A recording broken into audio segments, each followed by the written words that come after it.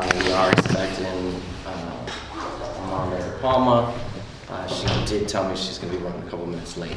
So we are going to go ahead and start without her. 7:02, I officially call the meeting to order. Julie, could you do a roll call vote, please? Sure. Anton's absent, DePalma still absent, Jones, Here. Morale, Hello. and Mitchell. Here. Thank you. We will open the floor to citizen comments. Hearing none, we will move on to our audit presentation by Sikich. Jim, the floor is yours. Great, thank you. Thank you for inviting me here tonight. Appreciate your time. I want to thank too Marlon and Jerry for all their help throughout the audit process.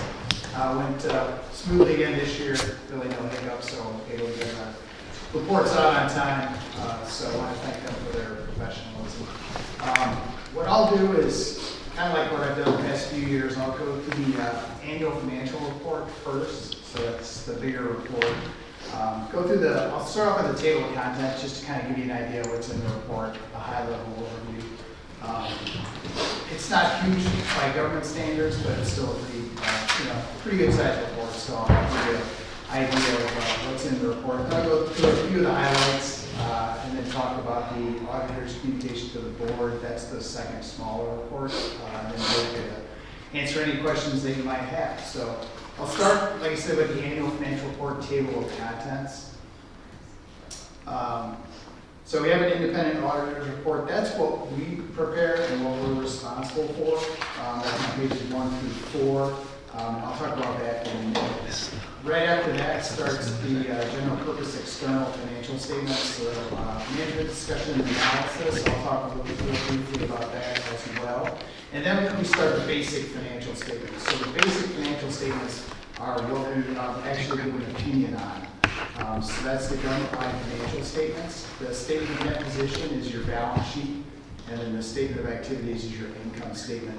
These are the consolidated financial statements for the district, so it's going to have all the funds combined in the governmental activities. This has a long-term focus, so it's similar to corporate financial statements. So we're going to have capital assets and long-term debt. That's different from the fund financial statements that start right after that on page 7. These don't have capital assets and long-term debt. It's just focused on current spendable resources, similar to how you budget. And that starts, like I said, on page 7. And then there's reconciliations on page 8 and 10 that kind of show you how you get from that short-term focus to the long-term focus. Then there's some notes to the financial statements on pages 11 through 27. I promise I won't go through those tonight. After that then is the required supplementary information, or RSI. That has budget versus actual reports for your general fund, and then your major special revenue fund, which is the recreation fund. There's some additional info on your participation in the Illinois Municipal Retirement Fund. I'll talk a little briefly about those two schedules as well. And there's some notes on page 33. And then the last two sections on the second page of the table of contents is the combining and individual fund financial statements. So this has combining statements for your non-major governmental funds, and then some budget versus actual reports for the non-major governmental funds. And then there's supplemental data on page 4 on assessed valuations, extensions, and the collections for the property taxes. So that's what's in the report. I'll start on page 1, which is the independent auditor's report. Like I said, we did adopt new standards in the prior years, so you may remember it did change some of the content and format of the report. And opinions are now in the very first section of the report. So you can see in that second paragraph, we issued again what we call an unmodified opinion. So that's the highest level of assurance that we can provide to the district. And it basically says that the financial statements are fairly presented in all material respects in accordance with the accounting principles generally accepted in the United States of America. The one other thing I'll go over on the independent auditor's report is on page 3, the other matters section. So like I said, we give an opinion on the basic financial statements, and what this other matters section does is basically explain what we did with the other parts of the report. So you'll see the very first section, required supplementary information. This is that management discussion and analysis, and then the required supplementary information that I referred to a minute ago. So we perform some limited procedures on this information, but not enough to give an opinion on it. The supplementary information is the combining individual fund financial statements. And we give what we call an in relation to opinion on this information. So it's fairly stated in relation to the basic financial statements that we audited. So what does that mean? It basically means we audited the info. There may be some slightly higher materiality thresholds, so we might not test quite as much. Basically, we'll give an opinion on this information as well. And then the other information is just that one property tax schedule in the supplemental data section. We don't audit this information. We do read the information to make sure it's not materially inconsistent with the basic financial statements or not otherwise materially misstated. If it were misstated, we'd ask you to correct it. And if it wasn't corrected, then we would communicate that to the board. So there are no material inconsistencies at all with the one schedule and other information. So that's our report. The MD&A, I always point out each year, this is a great overview of the district's financial position and changes in financial position. We'll have some 2-year comparative data. I'll also point out any significant changes that might occur during the year. So it's a great thing to read. I always encourage you to, if you want to read one thing in a report, to read the MD&A because it's a good overview of the district's finances. I'll skip over the government-wide financial statements, and I'll go into the short-term financial statements that I talked about, the governmental fund financial statements. And the balance sheet starts on page 7. So this is your assets, deferred outflows, liabilities, deferred inflows, and then the difference between those sections is the fund balance or retained earnings, if this was a corporate financial statements. I'll focus on the general fund, that's the first column, and then your recreation fund is the other main fund that you have, the recreation fund. So down at the bottom in the fund financial statements, or the fund balance section, I should say, there's in the first column, the general fund, your unassigned balance is about $266,000. Prior year balance was about $299,000. And then based on the fiscal year 23 expenditures, that's about a 7 or 8 month reserve. And then in the recreation fund, you'll see the assigned for recreation purposes is about $324,000. I believe the prior year balance there was $276,000, which is like an 8 or 9 month reserve based on current expenditures in the recreation fund. So that's the balance sheet. The income statement is on page 9, the statement of revenues, expenditures, and changes in fund balance. And you'll see total revenues for the general fund were $366,000. Total expenditures were $372,000. So you had a deficiency of revenues over expenditures of about $5,847. Last year it was excess of revenues over expenditures of about $48,000. And then the net change in fund balance down at the bottom, we had no transfers in or out in the general fund, so the net change was the same as the deficiency of revenues over expenditures. Recreation fund, excess of revenues over expenditures was $65,000, pretty similar to last year's balance of $57,000. And then you had to transfer out in the recreation fund to come down to a net change in fund balance of $25,000. Last year it was about $17,000. So pretty consistent year over year. That's all I have for the financial statements, the basic financial statements. I'll talk about in the RSI section, starting on page 30, some of the IMRF info. So I'll start on page 30, the schedule of employer contributions. So what this schedule basically shows is what the actuary at IMRF says you should be contributing, what your contributions actually were, and then if there's any excess or deficiency. You can see you're contributing exactly what you should be contributing. And you'll see the last percentage there, the contributions as a percentage of covered payroll, kind of shows you what your pension burden is. So you can see that the amount paid and then the contribution percentage has steadily decreased from 2015 to 2023. You're down to about 4.68%, which is really low.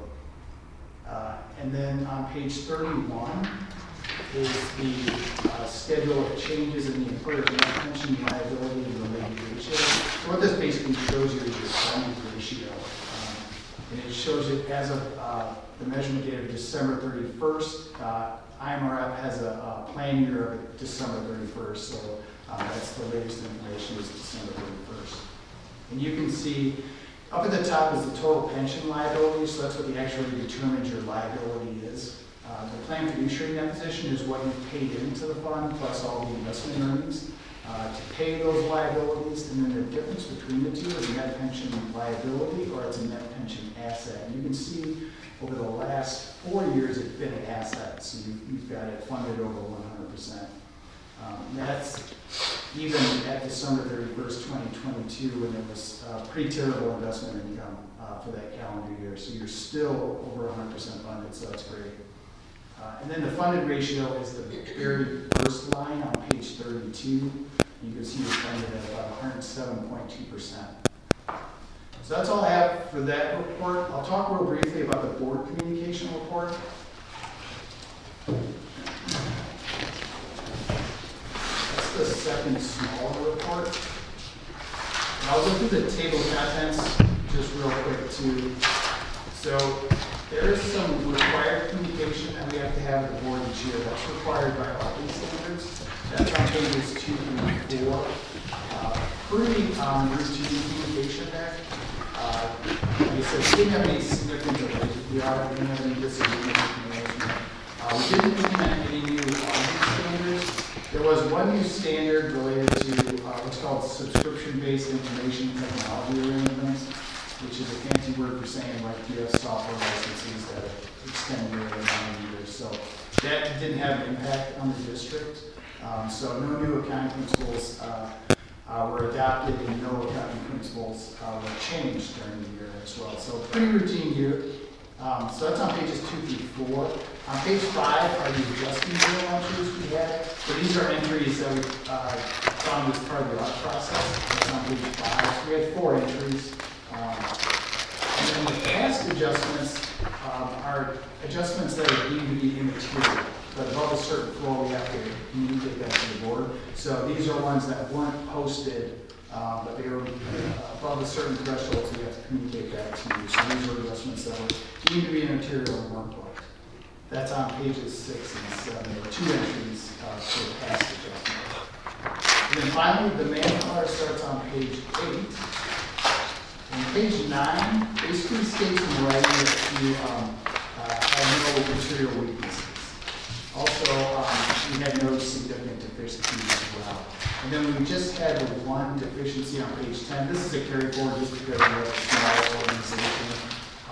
So there's issues with the smaller organizations with segregation of duties, segregating custody, authorization, reporting. So that's a carry forward from the prior year. And the prior year comment status is on page 12. So you'll see page 1, that comment was considered implemented this year. And then the second comment is the one that I just discussed on segregation of duties.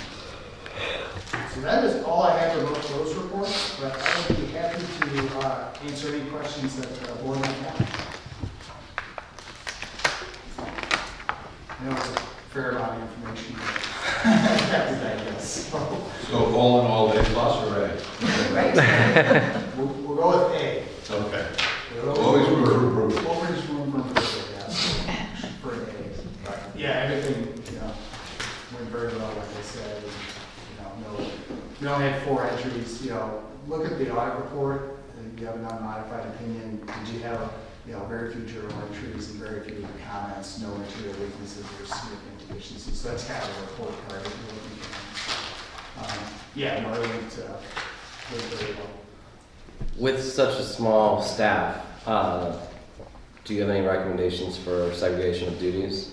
Any feasible changes? To the extent possible, you want to separate custody, authorization, and recording as much as possible. If you can't do that, if you've got some compensating controls, so if someone can review it, maybe even someone on the board can review certain things like bank reconciliations other reconciliations like that, journal entries.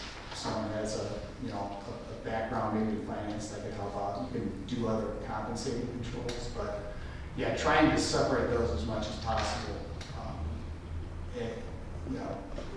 Is beneficial.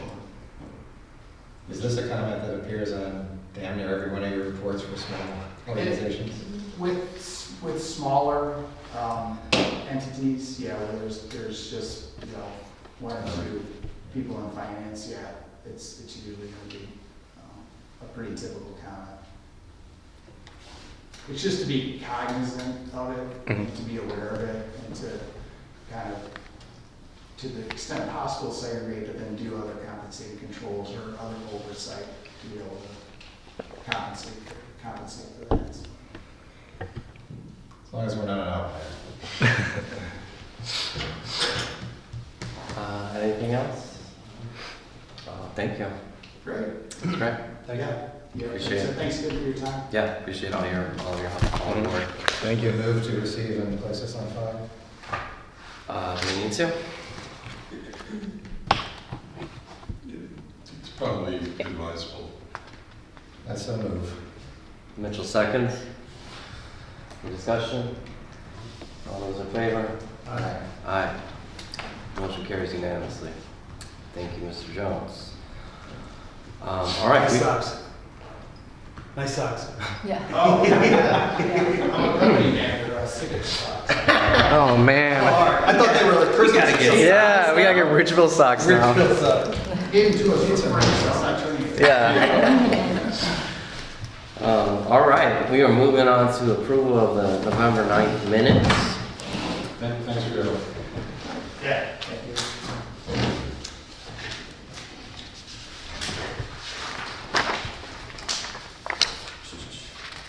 I'll move to approve the minutes. Second. They're on page 57 of the digital packet. Dated November 9th, 2023. Yes. All right, any discussion? All right, all those in favor? Aye. Aye. Motion carries unanimously. All right, moving on to approval of the bills. Marlon, could you walk us through those, please? Yeah, just a couple of things to bring up. Our Citgo was down. I think it's because of the winter months. Our gas, Mark kind of were talking about it earlier today.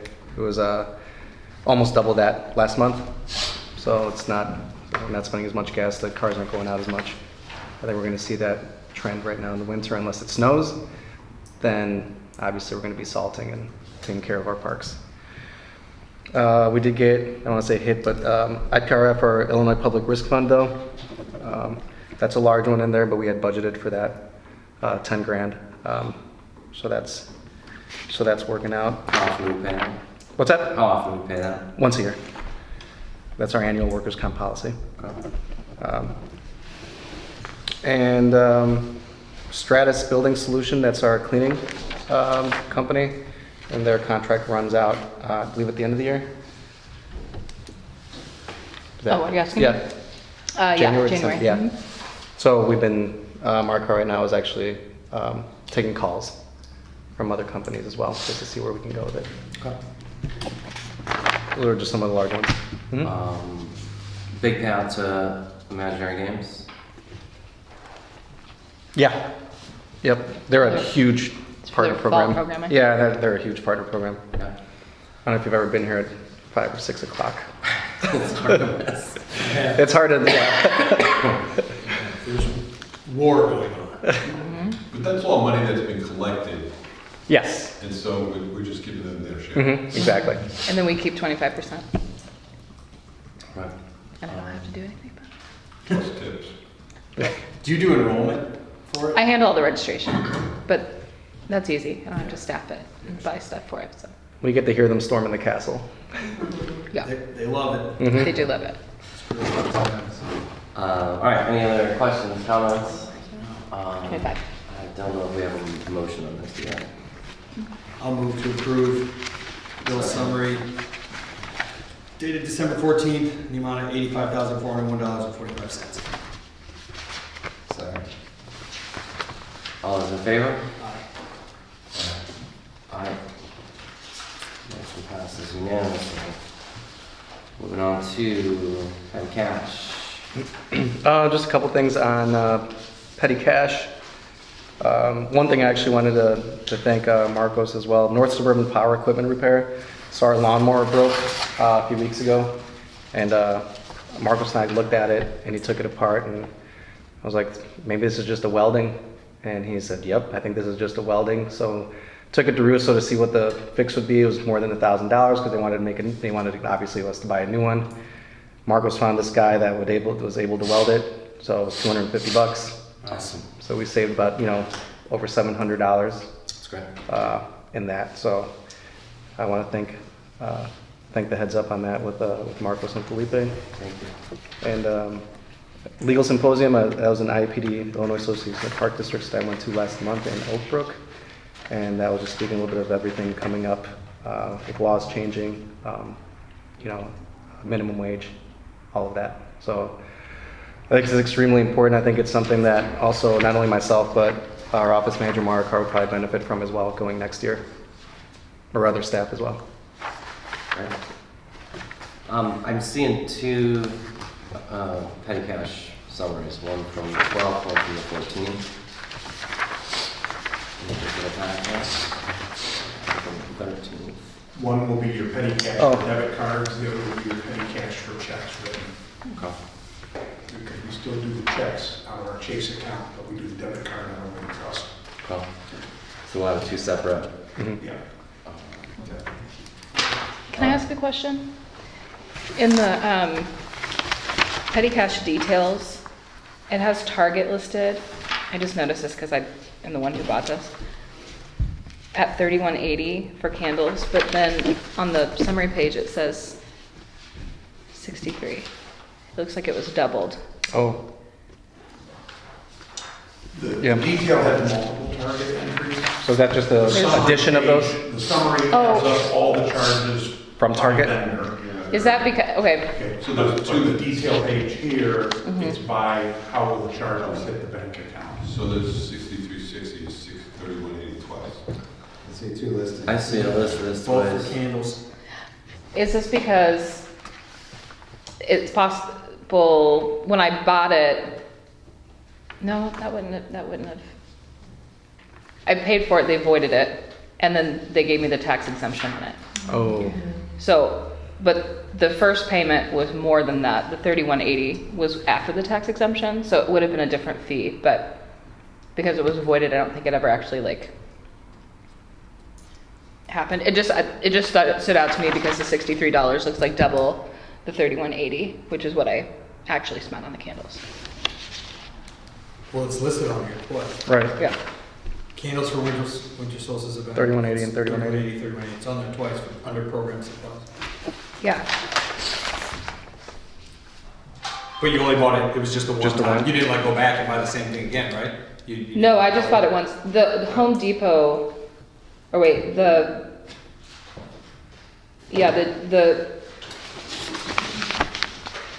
things that are listed here are also listed up here. Is that right? Mm-hmm. Okay. Yeah. So that's not why it's doubled. Feels like the Jewel, $100 for firewood. Right. We just bought that once for $50. I bought another one. I went back and bought firewood. So there should be two of those. Okay. Okay, 'Cause we there's ran out just of a Target firewood. one that looks Yeah. weird. How do you want to handle it? Figure we can go back to the receipts, but not, obviously, can we approve it without the target with the bills? And then we can strike research that? If you think there's two charges and you have two sets of receipts Yeah, to support the charges, because that's what's going to be on the bank, I would approve it as it is. okay, If you think you've made a clerical error and there's only really one charge and you've only got one set of documentation, you can figure out what the revised total should be and approve the revised total. Do you have the invoices there, the detail? Maybe put that to the side for a minute and focus on the checks one while he looks up. Okay. Invoices. What tempered glass broke for Everson Glass and Mirror?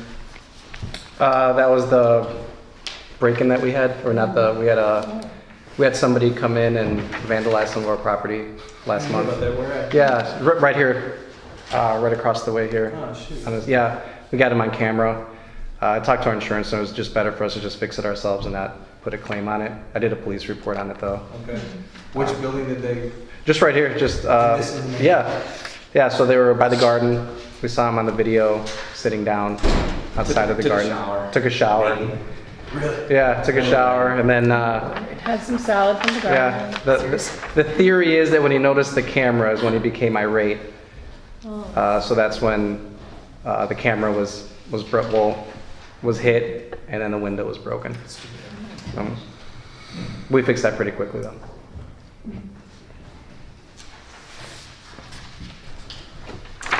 Was it just a homeless person?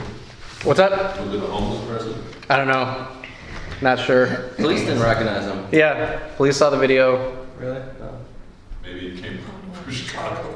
Yeah, it was. Yeah, I didn't recognize him either. Me neither. I saw the video. Yeah, it was odd, but I'm glad that's all that happened. We were able to fix it, and nothing's happened since. It's always something. Yeah, nothing's happened since. That's not what I was expecting when I started rewinding through the video. Yeah. I thought it was just like some kids or something messing around, and then there was like a naked gentleman on the porch. Hello. Yeah. I broke a window here once when I was a kid. But you kept his clothes Yeah, With a slingshot. Well, we don't know, we don't have them on film. Over yeah. it came in. Do you want to pass on petty cash? Or Yeah. Mari, are you? That'd be great. We'll get that done before we leave tonight. All right, moving on to monthly reports. $600 petty cash. Yeah, we can do that second one. Yeah.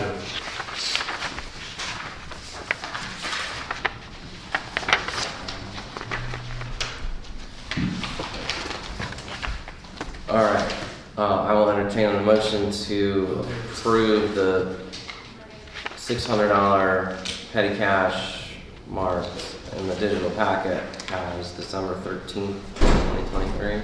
Move approval of December 15th, 2023 petty cash. Mitchell seconds. I'm on it. All right. Aurora. Every citizen comment.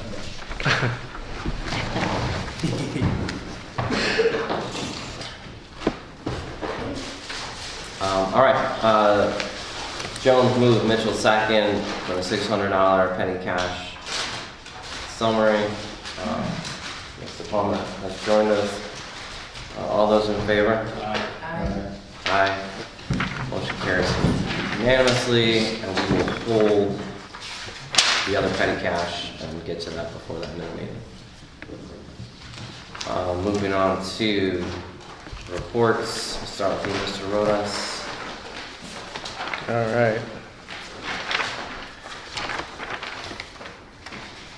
Just a few things. Like I said, the maintenance crew has been busy setting up for special events. Natalie's going to talk a little bit more about Final Fest. It was a very successful event, though, so thank you to everyone that worked on that. I also put in some pictures here of our water fountain that was removed, and we put in the cement at the park. And let's see here. Also, we have new banners up on up outside of our building. Thank you, Natalie, for designing those. I've had preliminary conversations with Aisha regarding our equity, which includes training for our board and staff, and also met with our IPRF representative.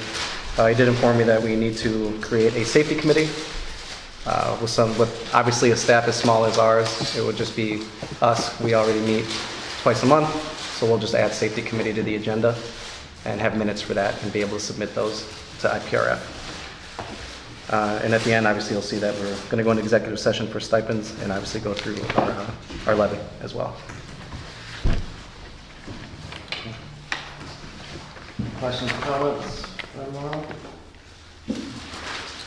Thank you, Ron. Looks good. That water fountain's not going back in, right? No, not this time. I spoke with Brian a little bit as well.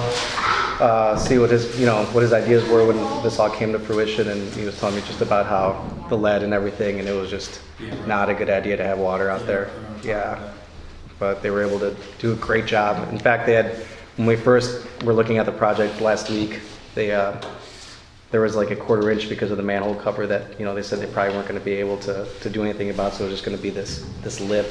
Yeah. And they were able to completely make it look nice and even it out. Yeah, So, yeah, I was happy with that. That's great.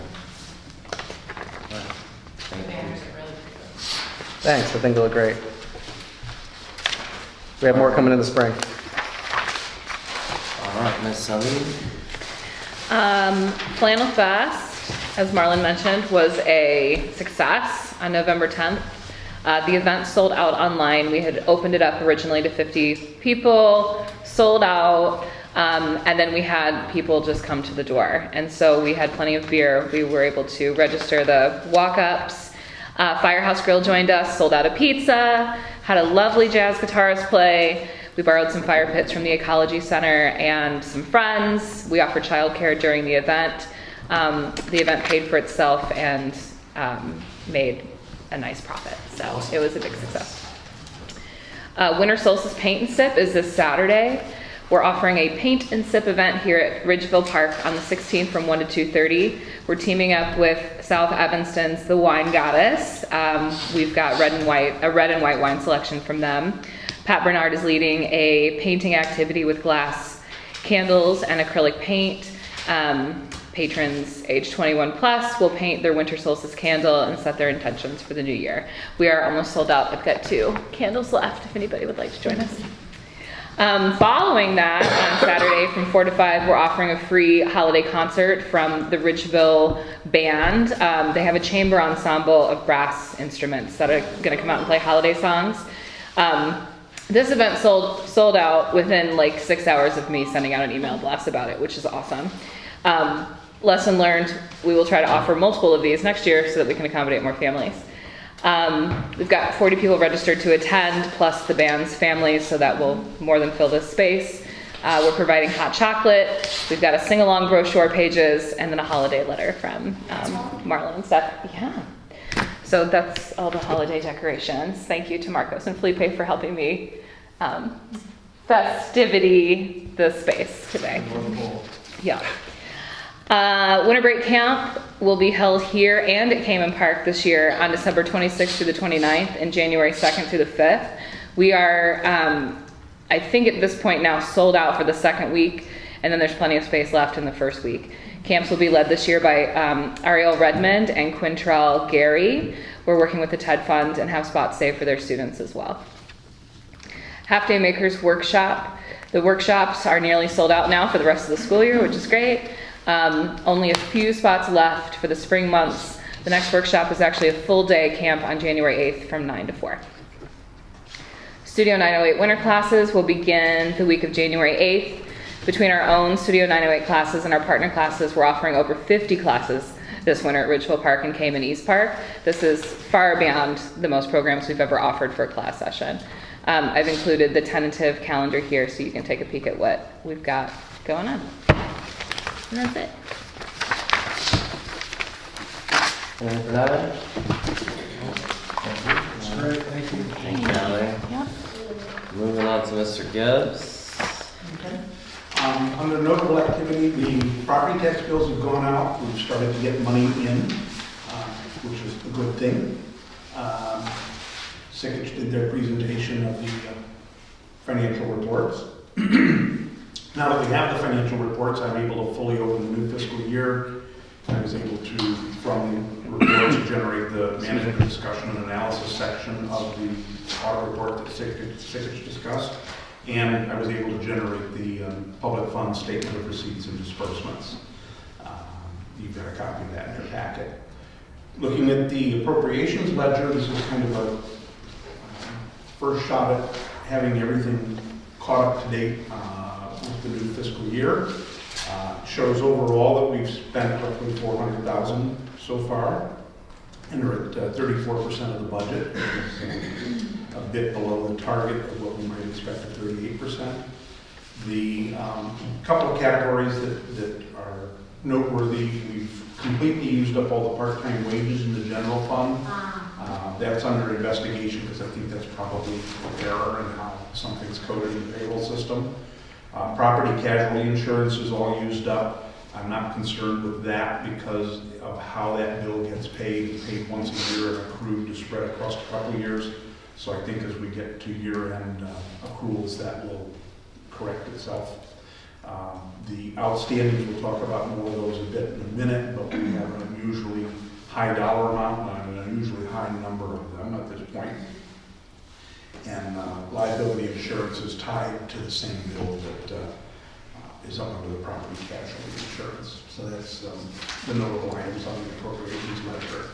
On the statement of receipts and disbursements, our expenditures have exceeded our revenue by just shy of $200,000.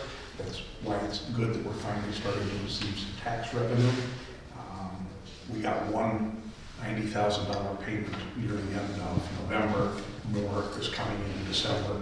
So we're coming back from there on. The balance sheet, our fund balances are down compared to the beginning of the year and compared to November of last year. Most of that is just due to the timing of the tax receipts. I think we're fine in another month or so as it moves forward.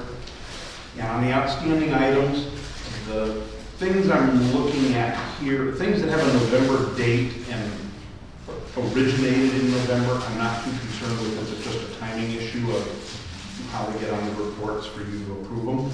The things that are concerned are anything that's in October or that has a November date where the new number field has an old date. Because as these things advance forward to some of the accounts, they get a new date, but the original entry date is in the number field. Those are, because this is our first shot at look at this for the new fiscal year, it's not uncommon for this to be a long list at this point, but it's going to take some hard work on Marco's part in the next 30 days to get this list cleaned up and down to a more manageable level. The high dollar amounts, I'm not too concerned, like at the beginning under the unapproved entries. That's ADP, we had a pay period fall on the first day of the month. They took the money out of our accounts the day before, which was the last day of the month. So that's what created that timing issue. All the unapproved petty cash is just the stuff that's down the petty cash report tonight for you to approve. The October IMRF, that's something's not right with IMRF, now we research think that's the items in the water payment. The couple of checks you took care of by approving the second petty cash bill report. The handful of other items there that date back to November and October, those are going to require some research. Under relatively current bills, it's a little concerning that we've got the big local government health plan payment not taken and an IMRF payment not taken because the only other time we've seen that kind of happen with this much delay, it's because a check was stolen in the mail or fraud. So we're going to dig a little deep on that and see what really happened there. Was we have a problem or is it just something else that's real quick and we didn't resolve? Talking about is 5646. Yeah, 5646. Don't want our health insurance people, so you're not paying. And that's pretty much it for the outstandings, and that's all I got. And so Jerry, we'll try to do that reconciliation at the next meeting. Great. And we went through it line by line with Jerry. We become fast friends. Marlon and I had met, but we haven't, Marlon Right. was out sick, we didn't get to include her, so Right. we'll have another discussion. Great. All right. Thank you. Any other questions, Mr. Gibbs? All right. Moving on to old business to discuss the Ready initiatives. Ms. Robinson has joined us. Marlon, do you want to just give us a brief overview of where we're at right now? Yeah, we've had great discussions regarding next steps with Aisha and her consulting. They include social media policy, training for the board and staff, and also looking at ordinances and policies as well. So we've kind of divvied up Aisha's responsibilities and mine, and so we can kind of get back together and kind of see where we are on things. So, I mean, I think it's been extremely positive. Like to continue working on that. Obviously, in the next, I know the holidays are coming, but obviously get right back at it right now and then right after the holidays. So, Aisha, since you and I last spoke, the Ready Committee has dissolved.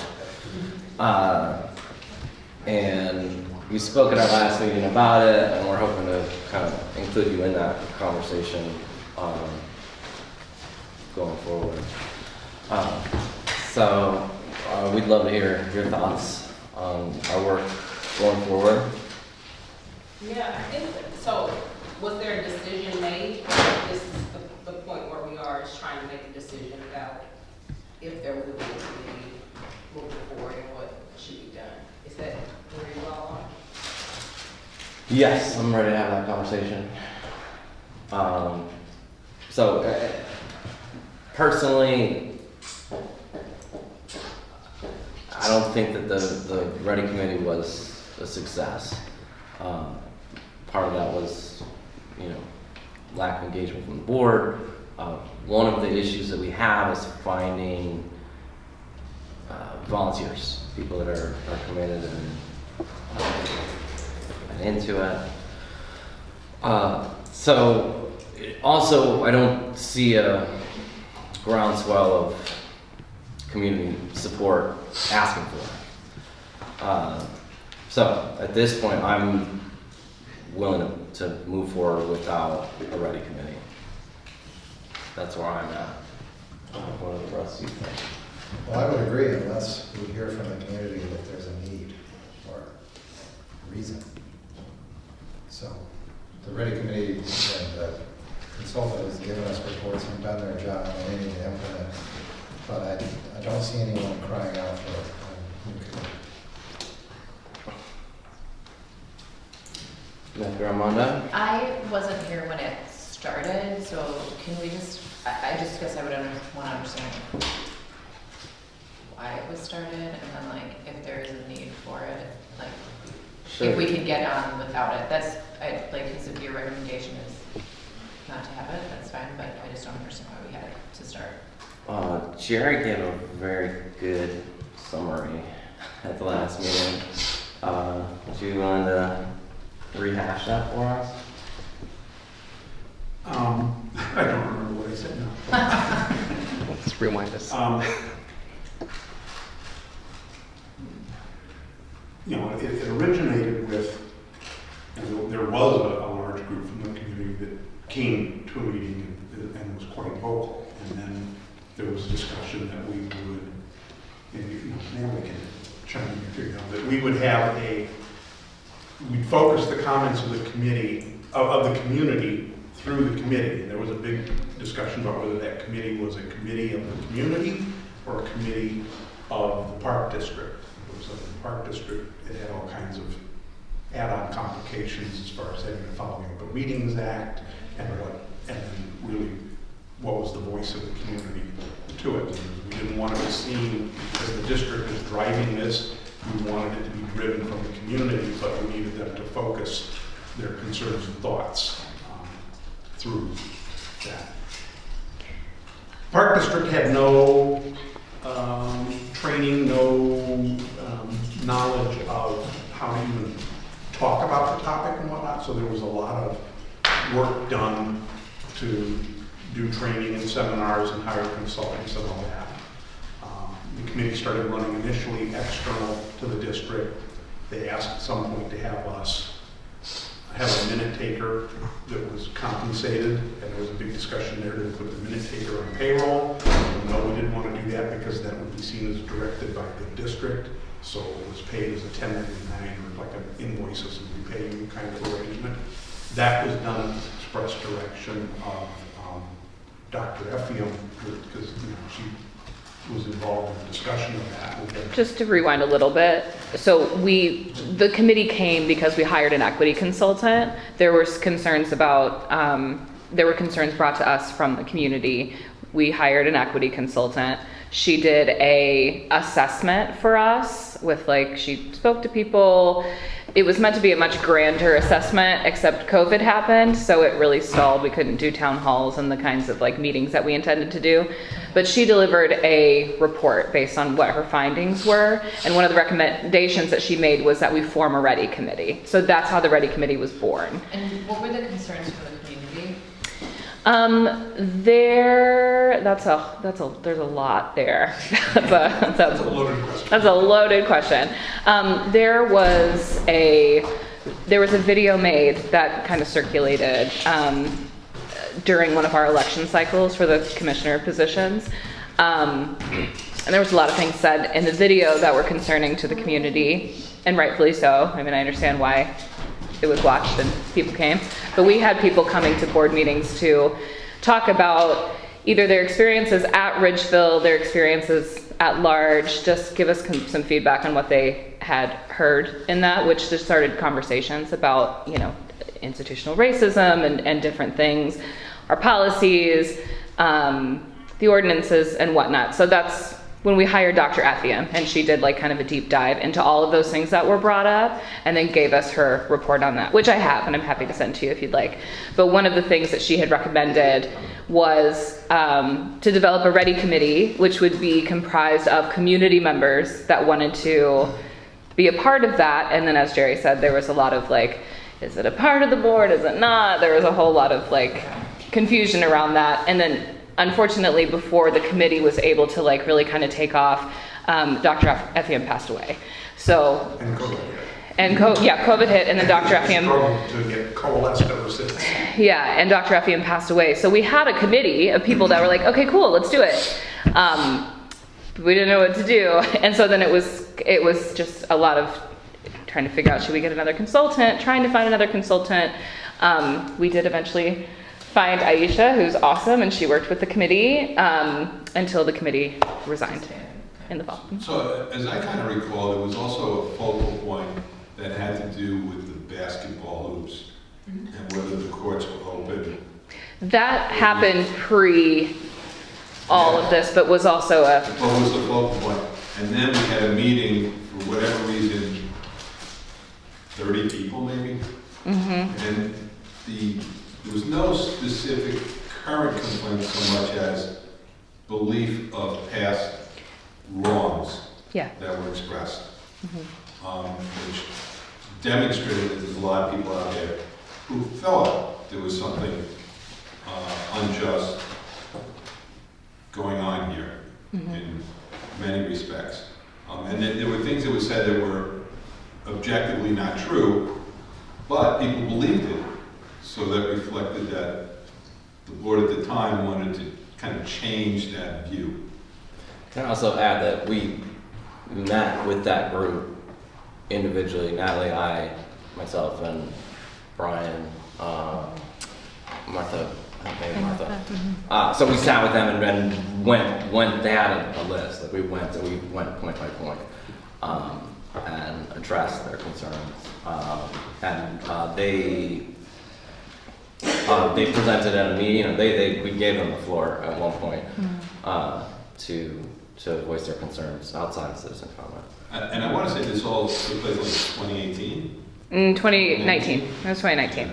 Yeah, because it was early 2019. Then we hired Dr. Effiam, and then as soon as we were like ready to go, COVID hit, and so things just got a little complicated with that. But you had asked how the committee came to be, and that is how it was born. It was born from Dr. Effiam. Of that group of 30-ish community members that came to a meeting, some of it was a staged show in that, okay, it was a group and they had legitimate issues and concerns, but they brought in a lot of supporters that weren't residents of the district. Right. They were residents of broader Evanston and whatnot, but they were really a show of force just to say, hey, take us serious.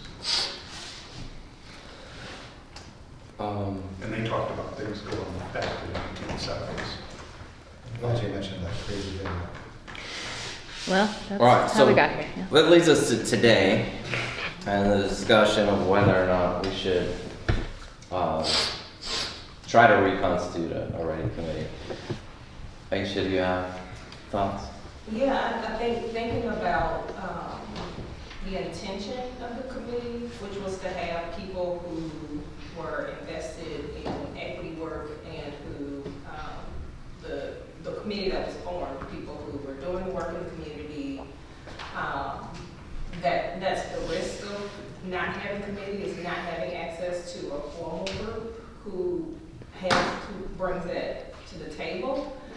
So my recommendation would be that it not be a unilateral decision about not having a committee, but that there's some formal call that's given to the community and they have an opportunity to respond or not, and then that informs the decision around whether or not to have a committee versus perception that no one wants the committee. So, because that's sort of the primary drive is to have that connection with the community and the board, to give the community the opportunity to state that.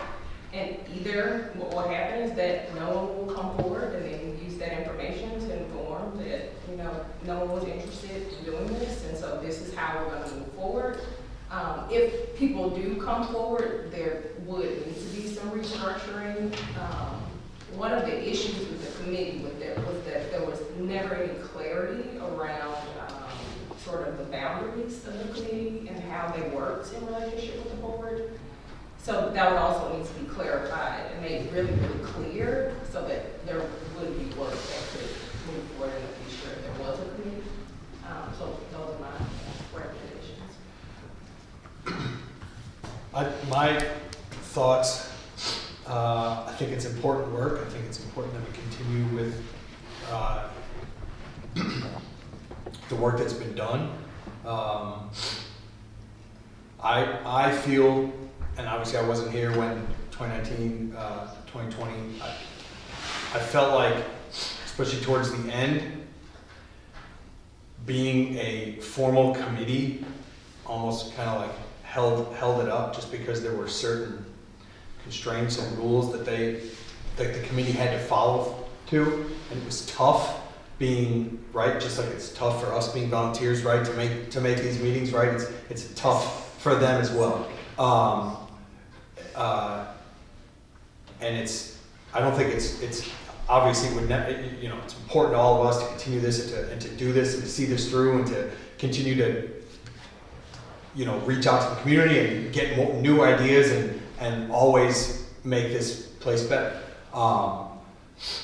So I think it would be a great idea to reach out.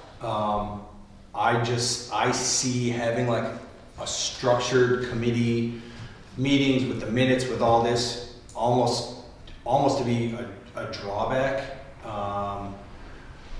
If there would be some type of middle ground where they could meet or just bounce ideas off each other. It doesn't necessarily have to be at this time, at this place.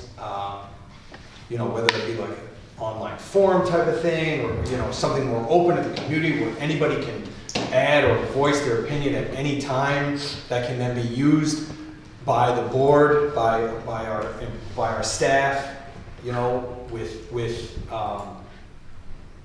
going through you as an expert to help guide us in how to use this information, how we can make that better. I almost think something like that might be better. It might be an easier way to involve more people who might not be able to make it every second Tuesday of the month at 7:30. Right? People work with multiple jobs all day. So those are my thoughts. That was what I saw as one of the major, not drawbacks, but hardships that Ready Committee had towards the end, was the fact that it had to follow all these rules in order to get the work done. Right? There were people that were interested and wanted to do it, but there wasn't always the right number that could meet at the right time. So Yeah, is there a way to structure it so it doesn't have to follow the sure, it could easily just be a group of Ridgeville residents who have ideas, who are interested in improving their park district and in doing so improving their community. And we have citizen comment at the beginning and end of every meeting. People can, they don't even have to be here, right? They can write in comments that can be read. You know, so it could be something as easy as that, where it doesn't necessarily have to include a formal report, right, at every meeting. Granted, Do we need a committee for that to happen? That can happen right now. Exactly. And that- Everybody's invited right Right, now. and that's my point. So maybe there's a way that we formally put something out to the community where we can, ask for opinions, maybe Invite them to like, invite them, and let for a them know. specific whatever. Let them meeting. know what's been going on, what happened, right? Fill them in that we want, this is important to us as a park district, and that we invite the community whenever possible to, whether it be through a letter to the, to Marlon or to. So the most important thing about that, and when you're thinking about addressing equity-related issues, is that you want to make sure that you're really clear about the boundaries. So if there's an open invitation for people to come to share, what are you going to do with the information? Right. Even if you go down that road, which would give more people opportunity to engage in the ways that they would like to, it also opens you up to just collecting things that you may not be able to deliver on, or you may not, have the space or the capacity to do anything. I know Marlon and I have been talking about, there's an equity survey right now about how people experience the park district that has been needing revision, and trying to use that as a way to also engage the community and get feedback, build and bridge connection. So there are some ways that something like that can be done, but the most important thing is that it's clear about what the process is, what to do with the information. And maybe that's something, Share. yeah, Aisha and I work on, and we have maybe just a town hall meeting, once or something, and we have people coming in if there's anything. So I have an idea, is what if we work on a project to update the ordinance and do specific outreach to try to invite people into the process. So it's it's a defined project. End of the day, the board is going to be the ones that vote on it. But the community, the conversation can be open to the community. And I think the drafting can be open. It just seems to me that if we have a ready committee without a plan, without kind of, I guess the plan could come from them, but then we end up kind of going in circles. If we're creating a new equity survey, could one of the questions on the survey be about, are you interested in being a part of a committee? And then that would help us kind of do what you're talking about in terms of getting information from the community as to whether or not they'd be interested in it. Or like, are you interested in coming to town hall? Like all the different things that we're discussing. So then we can get feedback that way on how they might want to participate. I wouldn't connect the two. Okay. I would just, if you're seeking out information, how people want to be involved, just have that be something separate, but the survey should just be a standing. Right. Experience. I completely, that's what I was going to say, that Aisha and I have talked about surveys, and I come from a world of surveys, and I said, obviously the first thing with the survey is, what's our goal, right? Is it this? So like you said, if our goal is to see, what maybe needs changing or opportunities, then we can't put in, also, are you interested in a committee? Like I said, that would be separate. Okay. I think a survey sounds like a great place to start. I think it can be broadly blasted out to the entire community. I'm assuming it's not going to be a 15-minute survey, right? No. It'll be something quick that'll be No. that'll be open and inviting, and somebody can just pull up their Yeah. phone and see it and fill it out quickly. And it'll be a good place for it to start, and then maybe redirect or direct where we need and want to go next on this topic. As far as your comments on I think it is important to let the residents know that we take anything seriously, right? And since I've been here, there have been very few citizen comments, but every citizen comment or any ask that we've had from the community, I think we've gotten it done. So, and I don't think this would be any different. However, I understand that we would want to convey in a way that it would,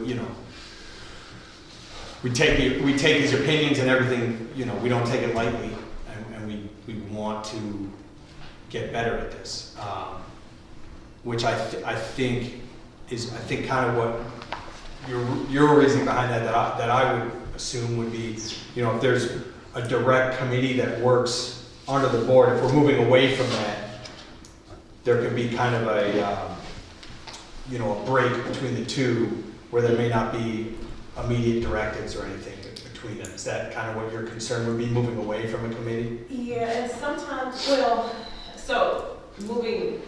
just create an opportunity for people just to share things without a clear structure about what you're gonna do with it. Yeah. Sometimes with equity issues, there's not a quick solve. Sure. Yeah. And so if people are expecting or anticipating that, Mm-hmm. then having just, open forums or places where people are just giving information Mm-hmm. over time that, starts to wear a relationship. Right. I'm not saying you do anything, Yeah. that's what you're asking me for. Right. Input.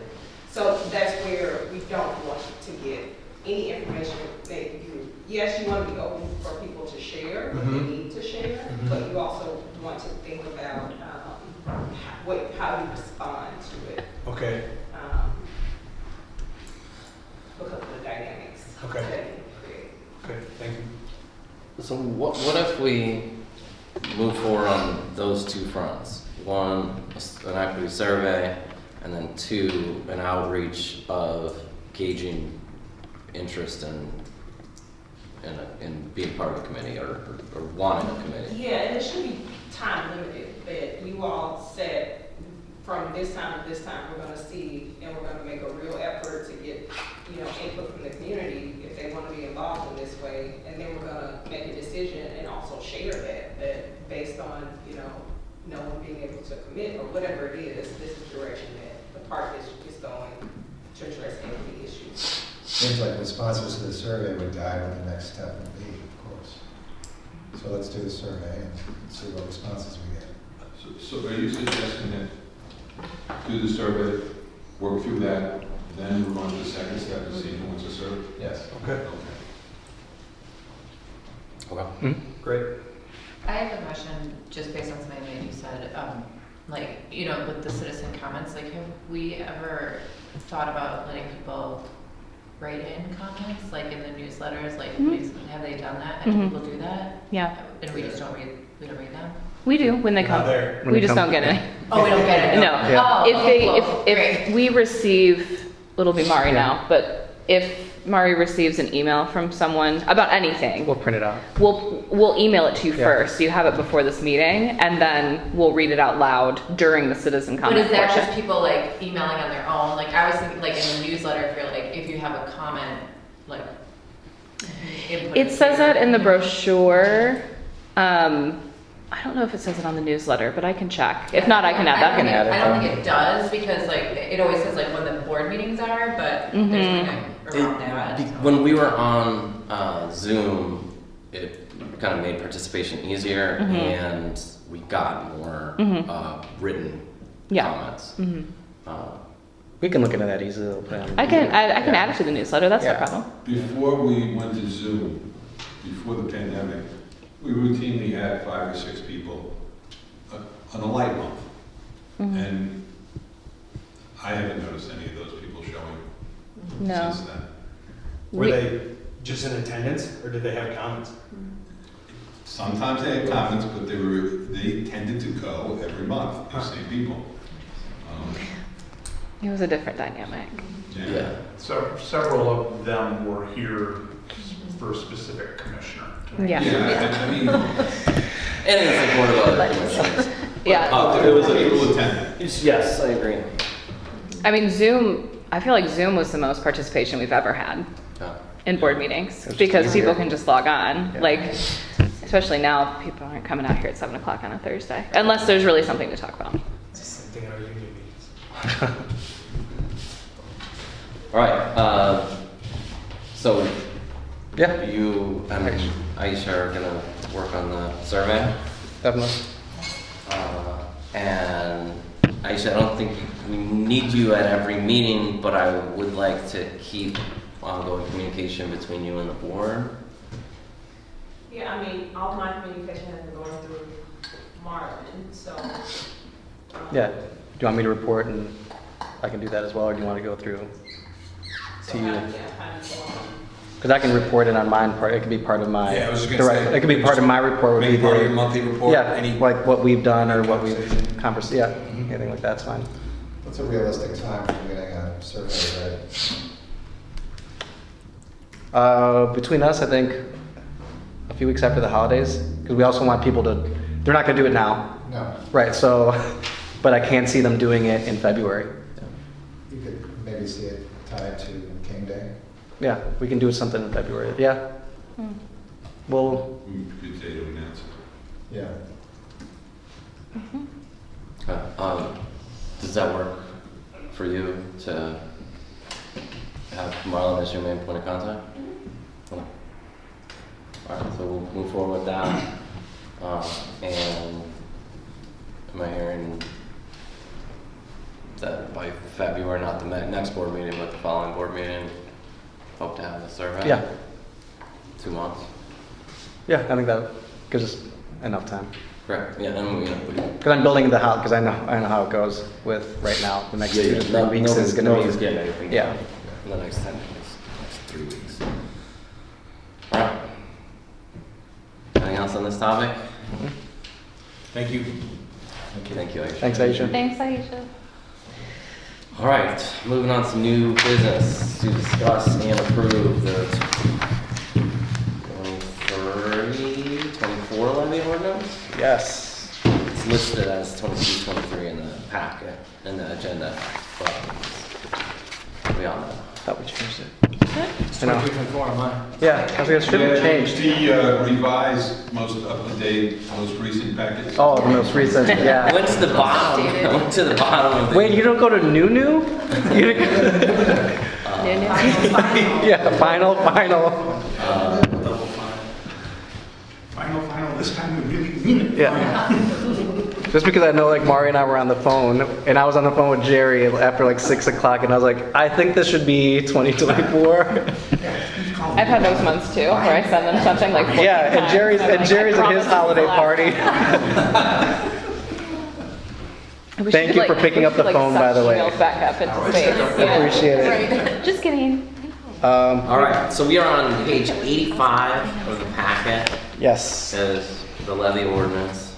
There's not too much for me to say about the levy ordinance. This was the budget that was presented in September.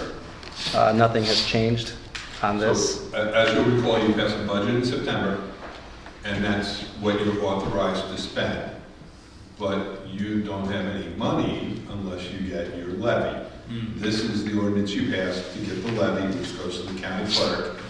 And if you dotted all the i's and crossed all the t's, theoretically, they will send us money in dribs and drabs over the next 12 months or so. 10 years. 12 to 24 months. 12 to 24 is probably a little more accurate. Yeah. But I'm sure we still sometimes get money from like 3 or 4 years ago. Oh, yeah. Yeah. Oh, Great. It depends on when people pay their taxes. well, and all the little dribbles from the things that are in dispute. Yeah. Appealing and properties being tied up in court. All right, any discussion on the levy ordinance? This appears to be exactly what we already approved. Yes. So That's the vote. I hope so. Yeah. I move approval of the levy ordinance. We will need a roll call vote. Jones moves, De Palma seconds. Any further discussion? Julie, could you do a roll call vote? Yep. De Palma? Yes. Yes. Yes. Jones? Yes. Morel? Yes. Mitchell? Yes. I was gonna say aye. Motion Motion. Page 6 of the ordinance could be filled out, and Mari can sign. I'm filling that out. Please. Okay, Charles is doing it. So I'll go ahead and, Mari and I will sign that tonight. Charles, I think I also have Yeah, that doesn't require a vote, we just need to sign that. yeah, And I have a copy of it. okay, great.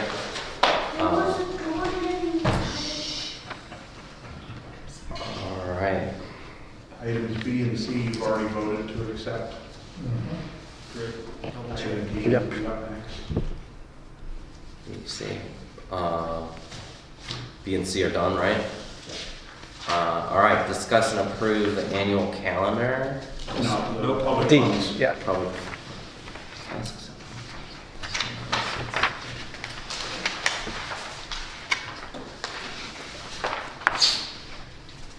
Okay, I'm seeing the public funds statement and receipts and disbursements on page 91 of the digital packet. Is there a motion to just accept? Move to Statement? accept I this, second. the statement of receipts and disbursements. Any further discussion? All those in favor? Aye. Aye. Aye. Motion passes unanimously. All right, moving Then we on. circle back to the petty cash that didn't get approved earlier. Sure, could we do the, just I'm on the digital packet. Could we do the digital packet, page 94, projected 2024 meeting schedule? Yeah, we're gonna take out one of the targets, so the revised total will be $2,978.10. I move approval of petty cash of $2,978.10. Got it. I second. All those in favor? Aye. Aye. Aye. And one other thing before we move off the public funds, I want to bring up. The debt disclosure ordinance is a Cook County thing we have to comply with. We have to upload financial data and answer a bunch of financial questions having to do with pension and staffing levels there. In years gone by, Canuti and Associates, years ago our corporate secretary filled it in, then Canuti and Associates was filling it in. Sickich doesn't do it. We didn't know they weren't doing it, so we got dinged by Cook County for not filing it one year, and then last year they were really all over us for not filing it. Charles stepped in at the 11th hour and filed on our behalf for us, but what I'd like to propose is that the board pass a motion directing somebody to be responsible for uploading that financial data. It would be fine if you made it the treasurer, it could be Marlon, it could be the corporate secretary, but it probably shouldn't be. Between the two of you, No, I can, I'm fine. I can do it. Obviously, you know, Jerry and I'll do it, but I can talk to Jerry about it. I already have an account for uploading. Oh, that's what it is too. Yeah. So it's So- easy enough to do, it's a financial. Can we put- I just need it formally. put it under Marlon's responsibility to work with Jerry to get this done. Just one more thing Jerry and I get to hang out on. Sounds good. All Are right. you gonna get dinged in the Sickich report for doing it that way? No. Segregation of duties? Again. I could. Let Mark go watch. Try and get a specific recommendation out of them on what they want us to do. Yeah, I've had conversations trying to get them to give me a specific example of what you want done different, to get that off. You can't get a straight answer out. Because I really think we do have the separation or concerns, I think they just don't understand how we do things. They gave us an A. We'll take the A. All right. Take the A. You get the A, just leave the room. For housekeeping, But at the housekeeping. bank, we were a small bank, and our auditors there hit us every year for that, and the federal comptroller currency, exact same thing. Just, so I'm so used to that one. It irritates me, but there's just no way to fight I have it. to issue with something. Yeah. All right, I move that the board delegates Mr. Rodas to be responsible for the debt report to the county. Second. All those in favor? Aye. Aye. Motion carries.